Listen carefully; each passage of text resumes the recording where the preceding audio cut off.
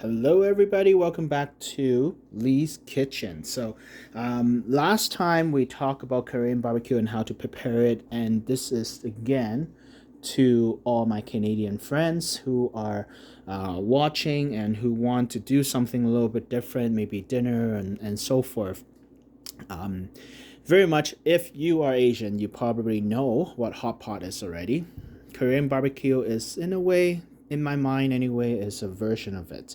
Last time you have seen how to make the Korean barbecue beef, short ribs, and also some sesame sauce, which will help in this video as well, or as you're preparing dinner. So I'm just going to show you what we're going to do and how I'm going to prepare well, a feast of Korean barbecue. So there's some stuff that we have purchased in just any grocery store. This is a garlic shrimp. It's actually open up in the back, just like this, and it's perfectly fine for the barbecue right onto the pan. I'm gonna show off all the meat first. Got some chicken wings. Got this one from TNT, so very simple. I just like the chicken wings, so that's what we're gonna get. This one here, because if you remember, or if you watch my other video about the short ribs, this is the short rib. It's been marinating for a few hours already. I'm gonna pull them out, and I just reused the marinade from last time, and also some of the beef. I brought some pork belly. Now this I need to process in a little bit, just to make it so that it will be easier for barbecuing and also for other recipe that I'll be making in the future. Now vegetables, I like mushrooms, so different type of mushrooms. We got the king oyster mushroom here. You can see we need to cut this up and we'll have them ready. And there's other mushrooms that you can use. Use whatever you want, preferably, of course, larger sizes of mushroom, like the portobello mushroom, will be very nice as well when you grill. Lettuce. I removed the stamp already, but the lettuce, we're going to make it into lettuce cup, so would be good for some lettuce wrap after things are grilled. You see that actually in some of in the Korean barbecue as well. Got a zucchini. Any size will do. I only end up using maybe half of this. Eggplant as well will. This is a very big eggplant. Is actually on sale today, so that's why we have eggplant. My wife loves sausages, so any kind we do. So from there, I'm going to start preparing all of the vegetables first and show you how I would cut them so easier for barbecuing, and then move on to some of the meat in preparation. Cooking time is very based on how you would like your meat done, but here we go. All right, as we continue, we're going to start with the lettuce. It does require a little bit more time. So when you get your lettuce, usually you get it with the stem. As what you can see, I've done already is I actually removed the stem. I was going to take a couple leaf of lettuce for a sandwich, so that is the reason behind this. Now I don't want any of these rusted lettuce. So what I'm going to do, even when I was doing this before, I just stick my knife, kind of go all the way around, remove the stem, remove some of the rusted part. We don't need these. Then what I'm going to do, because I want to make lettuce cup, I'm going to cut this in half. And in order to make it very easy, because right now if you try to pull them apart, it will be very hard and they will break. So to make life much simpler, you can get a bowl, get a running tap going, make sure the water is cold, and I'm going to just run this through some cold water, and the water will seep in. It will become easier to do. So we're just going to leave it in the sink for a little bit, and then we'll move on to the next thing.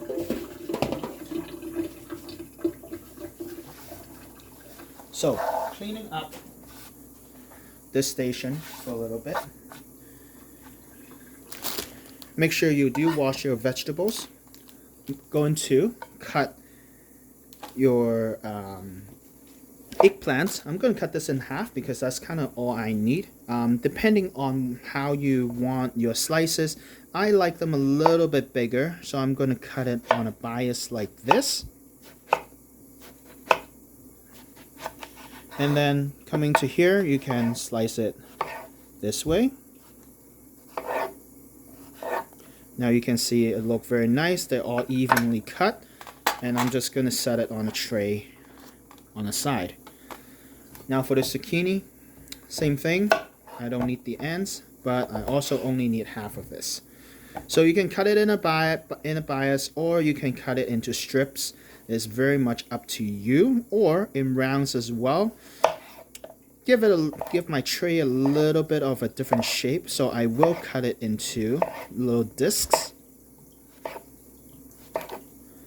And again, you want to cut them all roughly around the same size. I like it a little bit thicker. It can stick onto the grill a little bit better. Put it out like this, fan out. Put it on the tray with my eggplant. So now I have 2 items ready. Mushrooms.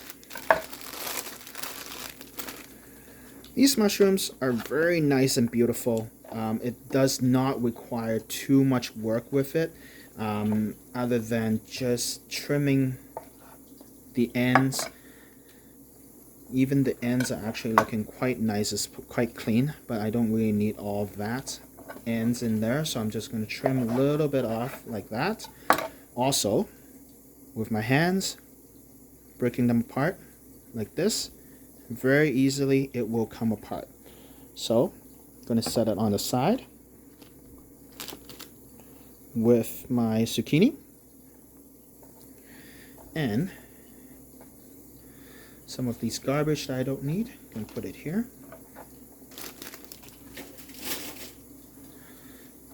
And showing you my full tray of vegetables.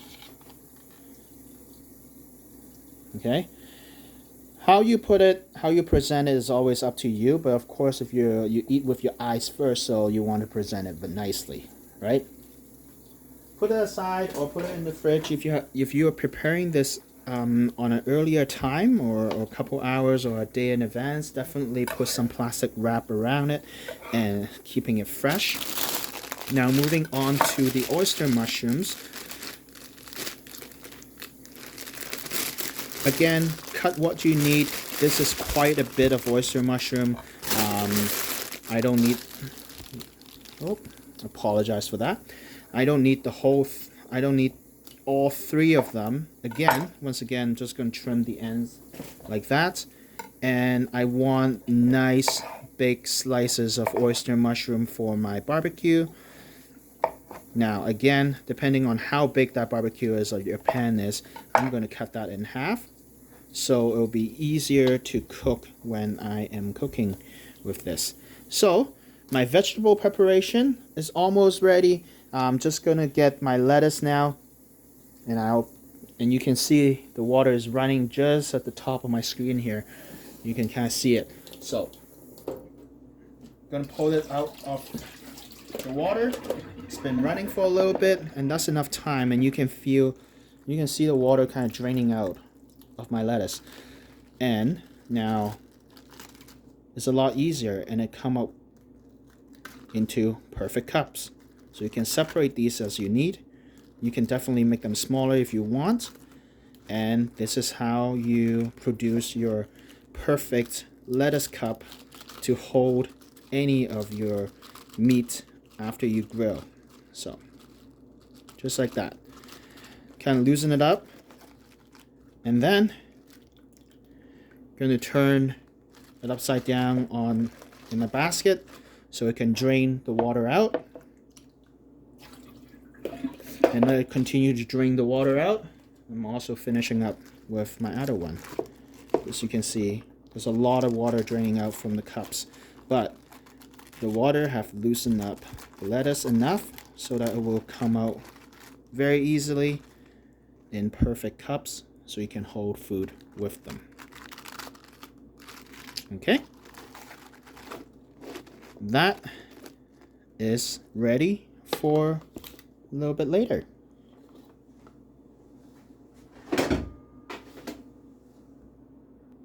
All right, I'm back. With the vegetables ready, why I do work with the vegetables first so that I can actually keep everything clean. So I'm not trying to cross contaminate any meat with my vegetables. So that's the reason behind working with the vegetables and cutting out everything first before I move on to the meat. And I don't have to wash everything. I only have to wash everything once. Now, starting with the beef. Okay, they are ready. I have my tray so that it can drain off the marinating juice. And the proportion that you see me actually working with today would be enough for at least 4 people, 4 to 5 people. And you probably look at it as like, that's a lot of food. And it is a lot of food. Yeah, just so my wife and I love to have a variety of food. So now what happened with the rest of them? Well, their dinner for the rest of the week. This is almost part of the meal prep. So you have the fresher stuff for the first day, and then you kind of trickle down and start having different ways of eating the food that you have prepared. So this I'll put aside. Chicken wings, I actually rinsed it out in some cold water and just letting it kind of drain, so when it's seared on the pan, it's not going to fly all over the place. Sausages, obviously you don't have to do anything with them, but you can definitely prepare it by cutting it into smaller pieces or even cutting it in half. And I also would cut them in half again, like this, just so it will cook a little bit easier.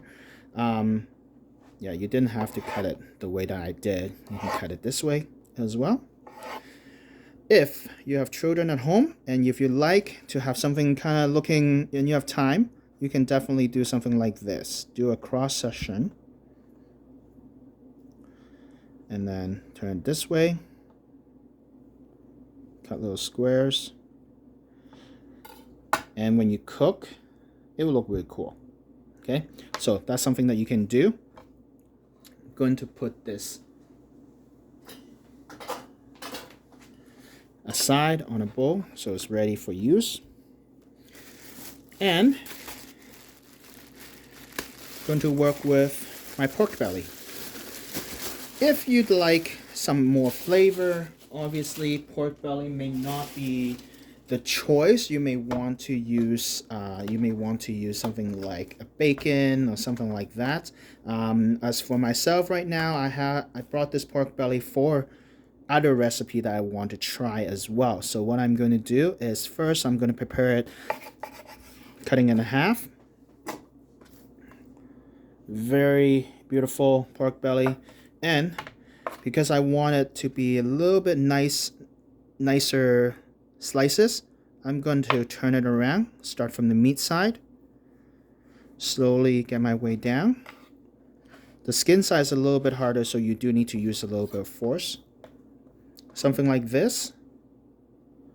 That would be cooked rather quickly. You don't necessarily need to season it right now anyway. You don't need to marinate all the meats that you have, honestly. You can just marinate them or season them as you go. And 4 slices will be plenty. And I'll put it together with my sausages. This one I'll save for later use. The shrimp is a little bit harder right now. They are still frozen, but I will open it up so that you can see what is in there. But first, wash my knife first. Take my cutting board away.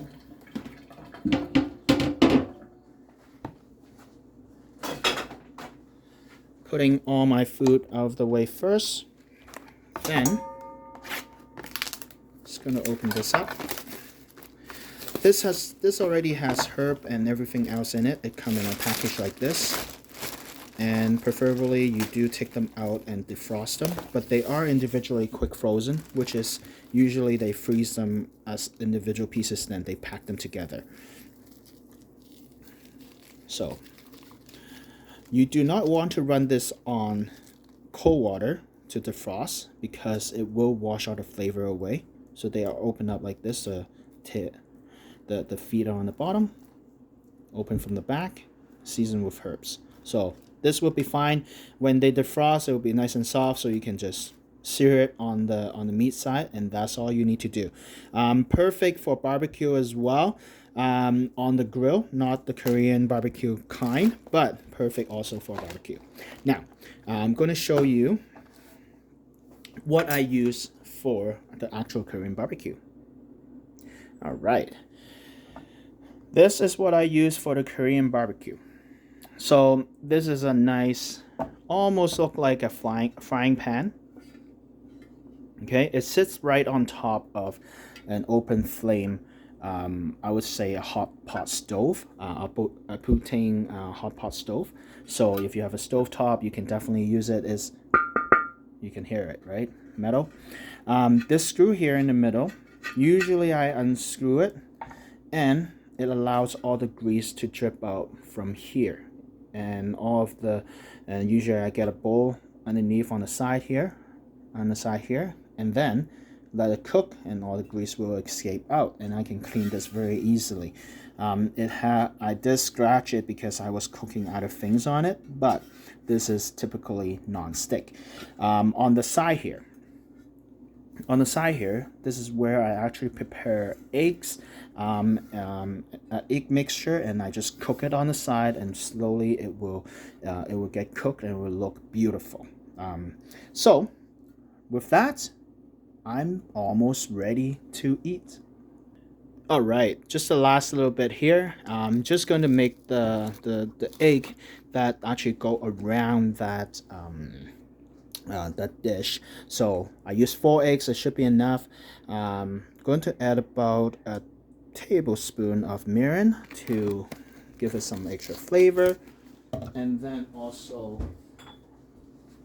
tablespoon of soy sauce.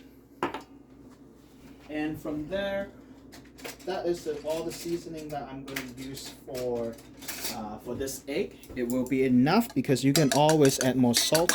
Going to mix them all together. I like some corn, so just going to go couple handful of corn. Preferably, honestly, the frosted corn, because now it's going to kind of stick with all the eggs, but it'll be okay. It'll be okay. It will just get poured into something hot, and it will slowly defrost and cook all at the same time. And if you like this creamier, you can add cheese or cream into it as well. Season the way that you want, but this is very simple how I'm going to make it. And to end, this is how I'm going to end the video. You may see some pictures. Actually, I may catch some view on the cook item, but hope you enjoyed this video. Give me a like, subscribe, and leave me a comment on what you want to see in the future, and also what you may want to know or question from me. Thank you very much for watching. Catch you next time.